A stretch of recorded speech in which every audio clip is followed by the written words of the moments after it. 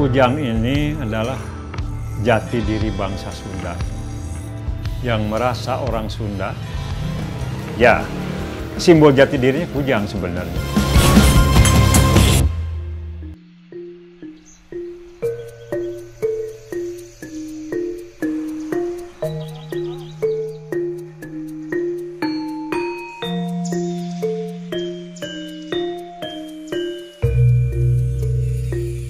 Dari tahun 1977 saya berprofesi sebagai guru sekolah di sekolah teknik, dulu STM, dan kesemari SMK.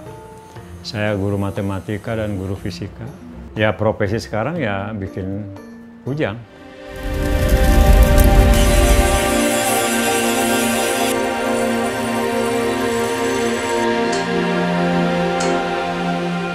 Pikirannya kita nggak bawa apa-apa, dia mendekat. Ya ini yang masalah. Jadi ini memang alat sahabat. Kalau motivasi yang pertama karena saya memang orang keturunan Sunda. Yang pertama itu. Yang kedua saya mencintai leluhur Sunda. Saya menyukai sejarah Sunda. Dan kebetulan saya berlatar belakang pendidikan metalurgi logam. Jadi ada kaitannya semua. Nah, ketika saya menemukan kujang tahun 1993, di situ saya mulai menyenangi kujang dan saya mencoba membuatnya mulai tahun 95.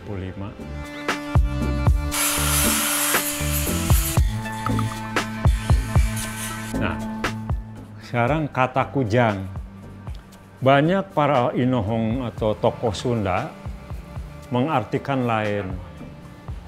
Ada yang menyebut kujang ini kudihiang, berasal dari kata kudi atau kalimat kudihiang.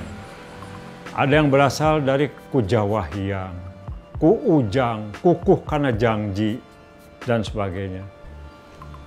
Saya tidak menolak itu semua. Tapi juga saya tidak tidak menganut yang disebutkan tadi. Saya hanya menunjuk sejarah.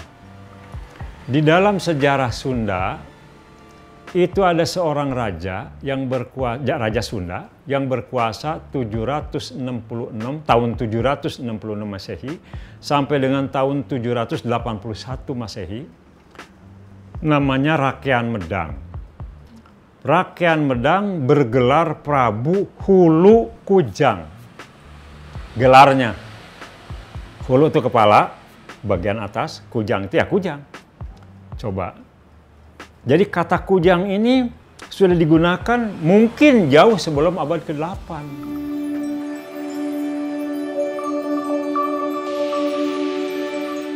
Kujang yang saya anut, yang saya ketahui adalah bersumber dari pantun Bogor. Pantun Bogor itu dulu namanya pantun Pajajaran. Pantun dalam bahasa Sunda kuno artinya pararaton, cerita raja-raja Sunda. Pantun Bogor artinya cerita raja-raja khas Bogor. Nah, di beberapa episode dalam pantun Bogor yang sudah dibukukan oleh almarhum Raden Mochtar Kala, sesepuh Bogor, juga oleh murid-muridnya, diantaranya Anis Jatisunda, murid Abah, guru Abah, dan almarhum Saleh Dana Sasmita, sejarawan Bogor. Di dalam pantun Bogor itu banyak disebut-sebut tentang kujang. Kujang mulai dari bagaimana dibuatnya, siapa pembuatnya, siapa pemegangnya, apa fungsinya, berapa jenis, dan kapan waktu membuat kujang. Itu di dalam pantun Bogor di episode tertentu itu dijelaskan di situ. Saya menganut itu, gitu. Maka sampai sekarang, setiap saya mau bikin kujang, yang selain data-data si pemesan, juga pada saat itu pagi itu saya tidak makan, tidak minum. mutih cek istilah nama. Nah, dulu ada satu keharusan dari guru saya, kalau mau bikin kujang kamu harus puasa. Ya, dari pagi sampai sore matahari tenggelam. Nah, saya dulu ikutin itu. Tapi lama-kelamaan karena yang bikin kujang ini banyak, masa saya setiap hari harus puasa?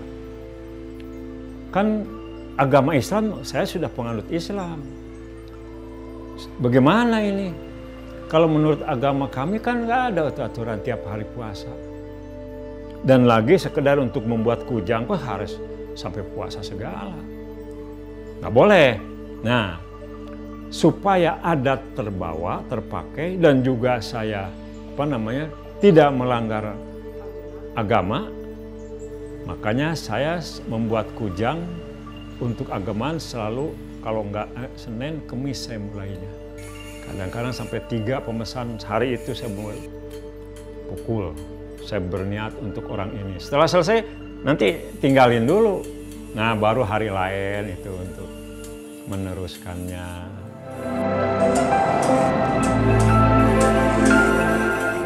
Jangankan keris, kujang juga suka diberi muatan magis. Ya, diberi khodam katanya sebagainya. Silakan aja ya mah. Mungkin itu bagian dari adat atau budaya lah, silakan aja lah ya namanya.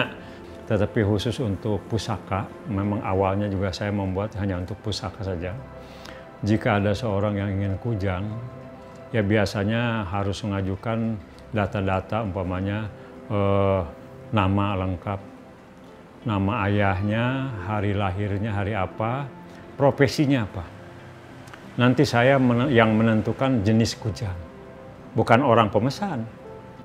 Setiap kujang yang sudah selesai, yang akan saya berikan kepada orang yang memesan itu, saya kasih nama. Namanya tentunya ya ada satu acara saya pribadi, katakanlah kerennya mah ritual, tapi bukan artinya mendapatkan apa-apa, dan bukan. Hanya mencari imajinasi saya saja, kujang ini apa namanya nih, gitu. Saya biasa bangun jam 2, jam 3 nggak lepas. Ketika akan membuat kujang, saya biasa bangun jam 2, jam 3, besok saya akan membuat kujang untuk seseorang. Bukan dipikirin, ya ada aja datangnya. Terimajinasi, terinspirasi. Namanya nggak ada yang jelek namanya.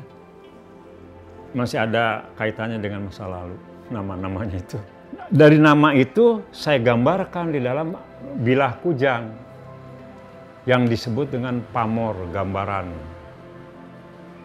Hari Senin, sekar kadaton. Sekar itu bunga, kadaton istana. Jadi orang yang hari lahirnya hari Senin biasanya orang banyak yang suka. Itu namanya seperti harapan.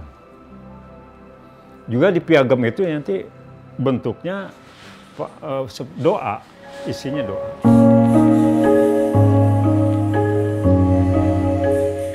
Ya, saya salah satu misi saya edukasi terhadap kujang. Mulai dari sejarahnya, arti, mungkin filosofinya. Dan saya berharap ini bukan saja milik bangsa Sunda, tapi ini harus menjadi milik bangsa Indonesia. Seperti keris, tidak terbatas. Siapapun yang suka dengan keris boleh aja. Kujang juga kalau dulu memang nggak boleh. Tapi sekarang sudah boleh siapapun. Dan memang kenyataannya sampai sekarang orang Sumatera, Sulawesi, ya, Kalimantan, Jawa, Bali, bukan sedikit yang pesan kujang dari saya. Sampai sekarang sudah ada 1045 kujang pusaka yang sudah saya keluarkan. Belum yang nggak tertulis, jauh lebih banyak.